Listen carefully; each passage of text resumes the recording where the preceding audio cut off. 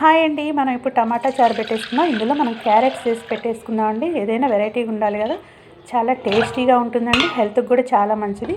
చూడండి ఎలా చేయాలో. గిన్నెలో కొన్ని వాటర్ తీసుకోండి, 2 క్యారెట్లని పొడుగ్గా కోసి వేసేసుకోండి, 2 టమాటాలు వేసేసుకోండి, కొన్ని మిరియాలు వేసేసుకోండి, 1 స్పూన్ ధనియాలు వేసేసుకోండి, కొంచెం అంతా 2 ఎండుమిర్చి వేసేసుకోండి, కొంచెం అంతా చింతపండు వేసేసుకోండి.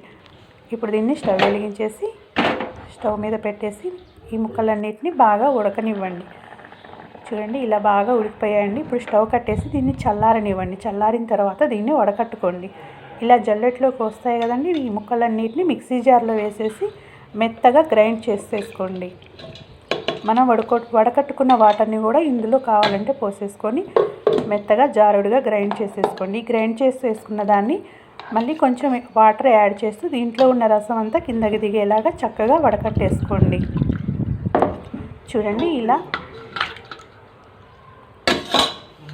జల్లెల్లో వేసుకుంటూ ఇలా వడకట్టుకోండి. చూడండి నాకైతే ఇంత రసం వచ్చేసింది. దీన్ని మనం పోపు పెట్టేసుకుందాం. ఒక గిన్నెలో ఆయిల్ తీసేసుకోండి, ఆవాలు జీలకర్ర వేసేసుకోండి, కరివేపాకు వేసేసుకోండి, పచ్చిమిర్చి ఉల్లిపాయ ముక్కలు వేసేసుకోండి, అల్లం వెల్లుల్లి పేస్ట్ వేసేసుకోండి. ఇందులోనే కొంచెం చిటికెడు పసుపు వేసేసుకోండి, కొంచెం అంతా ఇంగువ వేసేసుకోండి. వీటన్నిటిని బాగా కలిపేయండి. ఇప్పుడు మనం రెడీగా పెట్టేసుకున్న క్యారెట్ టమాటా రసాన్ని ఇందులో పోసేయండి. తగినంత ఉప్పు వేసుకోండి. ఇందులో ఇంకా కారం వేయాల్సిన అవసరం లేదండి. కొంచెం అంతా సాంబారు పొడి ఉంటుంది కదండి, అది 1/2 స్పూన్ వేసుకోండి. ఇది ఆప్షనల్ అండి, మీ ఇష్టమైతే వేసుకోండి, లేదంటే లేదు.